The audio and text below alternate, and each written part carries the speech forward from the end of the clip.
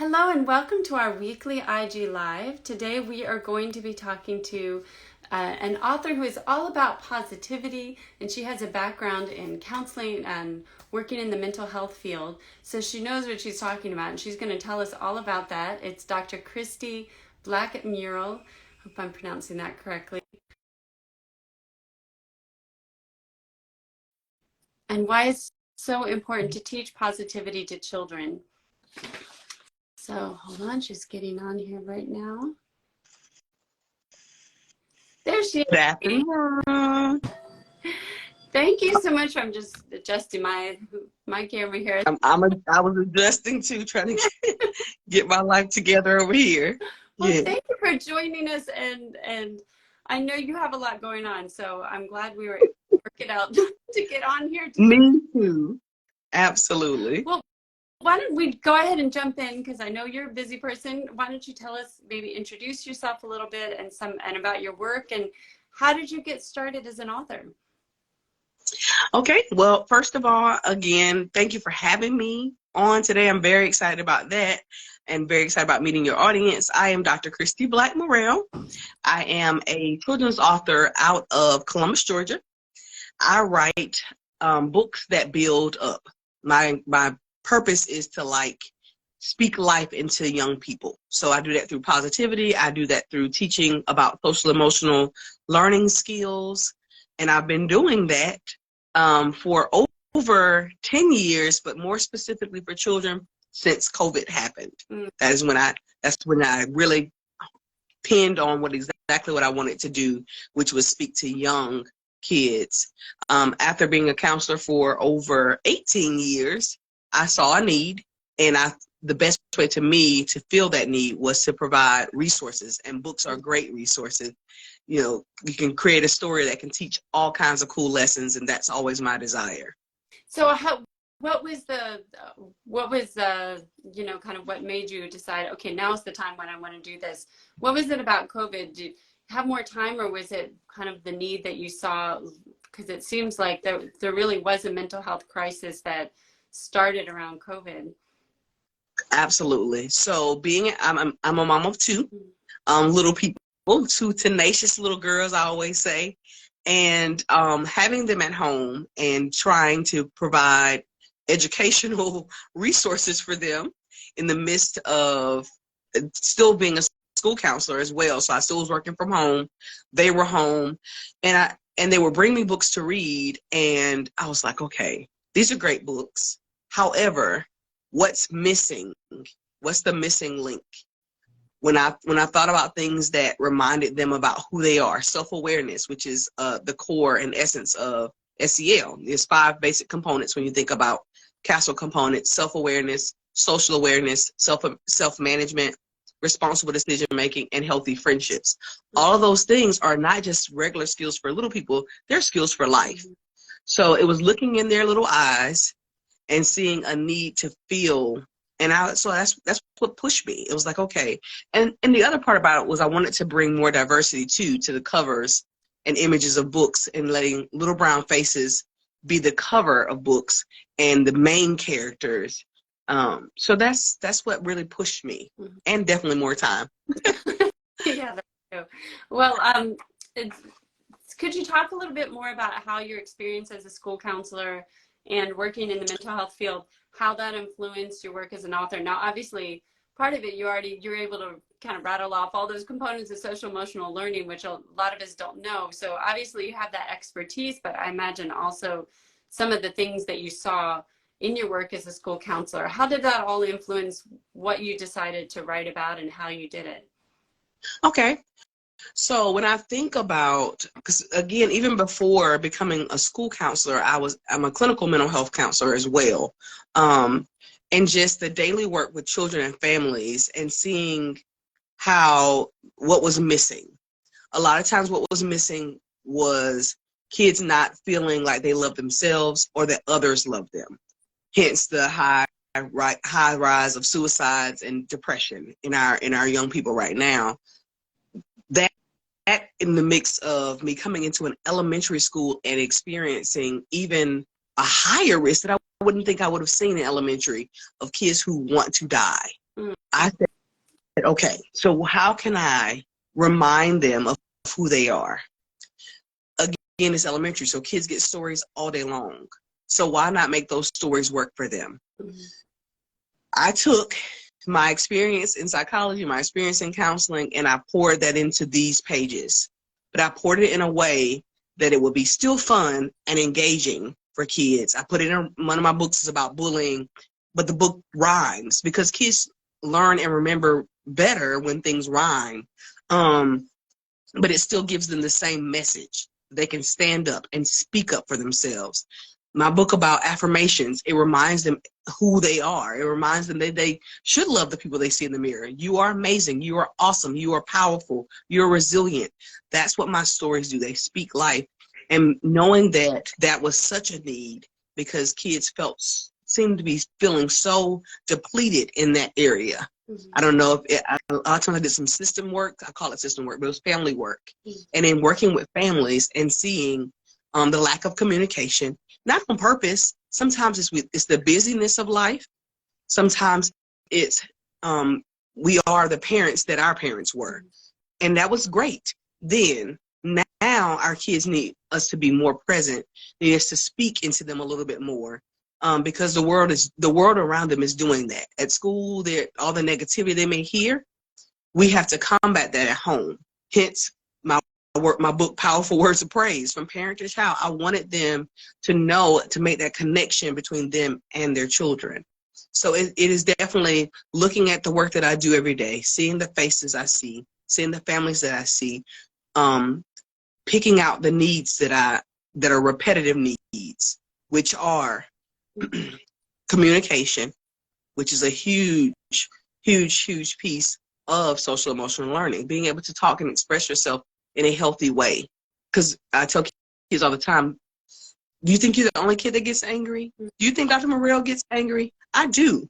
I get angry too, and I want to scream and I want to run out the room when things overwhelm me. But that's what coping skills are for. That's where you teach those coping skills. And my books do that in a way, again, that makes it fun and engaging for kids. So, yeah. Is that hard to do? To have some, I mean, you take topics that are kind of heavy topics, difficult topics, to make them into something that's fun and engaging. I mean, I noticed you talk about like making sure they rhyme or things like that to something that's for kids. Was it hard to try and make it a fun book, like a fun book about bullying? It is hard. It is hard. And the hardest part is making it not be so wordy, because kids don't need long and extensive books. So the rhyme always helps, because if you make it more of a rhyme, it's always a little bit shorter, and it doesn't feel as long. But it is hard to turn those really, like I did a book about diversity and teaching kids about the beautifulness of us all being different and special and unique. But the twist I did was I used candy or sweets. It's called True Friendship is Sweet. So it just talks about how all the sweet things about being different. And I use candy illustrations throughout the book as well. And even to the point of using Skittles, because they're all different colors. But guess what? They are all delicious and they're all special and unique. So you have to find a way to take the heavy and make it a little bit lighter. But yes, is it hard? Sometimes it is. But I guess because I do this work every day, because I see kids every day from kindergarten to fifth grade, I speak their language because I've been doing this for 15 years. I speak their language. So I kind of know the things that are funny for them and the things that they think are kind of cool and the things that will keep them engaged. So it is very helpful. Yeah, that's just another way that your background really helps the books that you write, not just the knowledge background, but also just the experience of working with children. Do you ever have that it's hard, people talk about toxic positivity, like the other side of it, that sometimes people think, oh, it's all cupcakes and rainbows, but not really addressing the real issue. Do you ever kind of run into that side of it? Well, I think with that comment, I think at elementary age, or the kids that I'm speaking to, young kids, I think it is our responsibility as grown-ups to show them that life can be good. Mm. Unfortunately, they will be faced with a lot of hard things as they continue to grow. Elementary age is the time where you should be looking for the light. So do I run into that? Yes. But I sprinkle kindness everywhere I go anyway, because we have enough. If you turn on the TV, the news is sad. It's people are angry. It's so many things to bring everyone down, but there's very little to highlight and encourage joy and peace and finding the good. Mm-hmm. So I battle against that one often. Probably, I would guess more from the adults than the kids. That adult, I Definitely think not. and I wonder, because I was thinking about the positive affirmations, and as adults, why do we always need this reminder to speak that way to our kids? And I wonder if it's if there's that mentality like, oh, I don't want to. You know, there's a lot of talk about like giving too much praise or the wrong kind of praise, or I don't know. What do you think that as adults, what do you think we're missing about being more positive around our kids? Is it like you said, we're just kind of repeating what was done for us? Or Sometimes it's a cycle. It's the cycle of, this is how my parents, I knew they loved me because I ate every day. You know, I had a roof over my head, and that was their knowledge base. So yeah, I think that part of it is we just don't know. The other part of it is we are busy. Just let's not discount the fact that most parents are working parents. So they have a full day of work. You come home and it's hard to be as positive when you're exhausted and you just want a minute for yourself.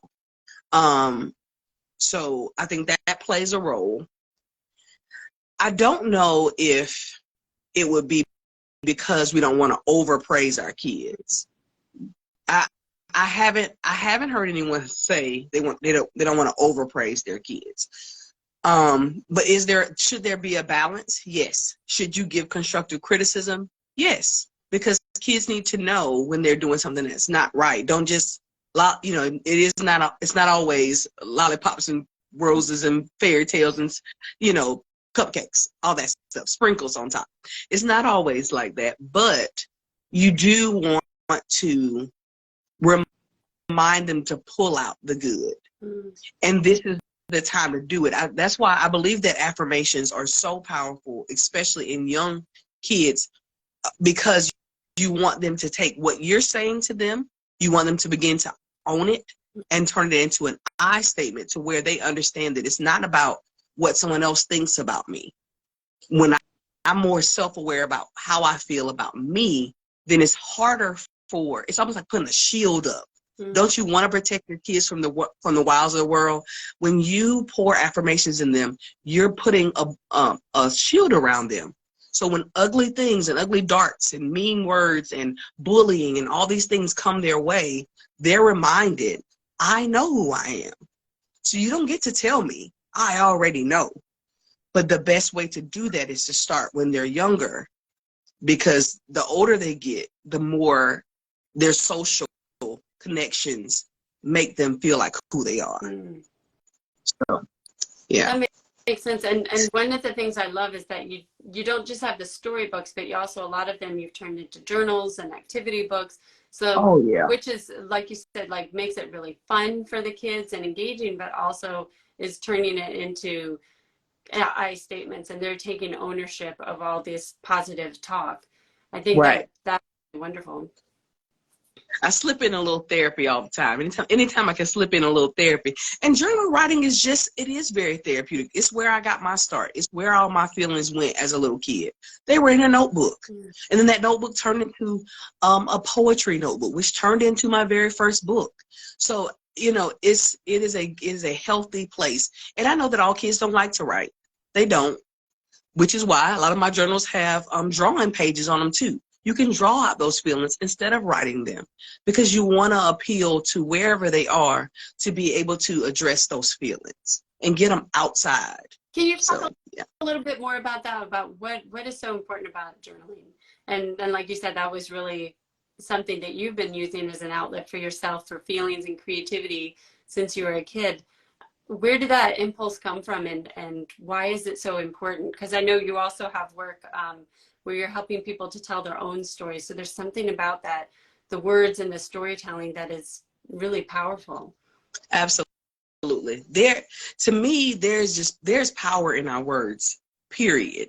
Whether they're positive or whether they're negative, there's power in those words. And it is something about putting them down on paper. Even if those are angry feelings, even like that's the way I would use it when I was younger. Even if I was angry, I may write it all out and I would ball it up and throw it away because I didn't want those ugly, nasty feelings inside of me.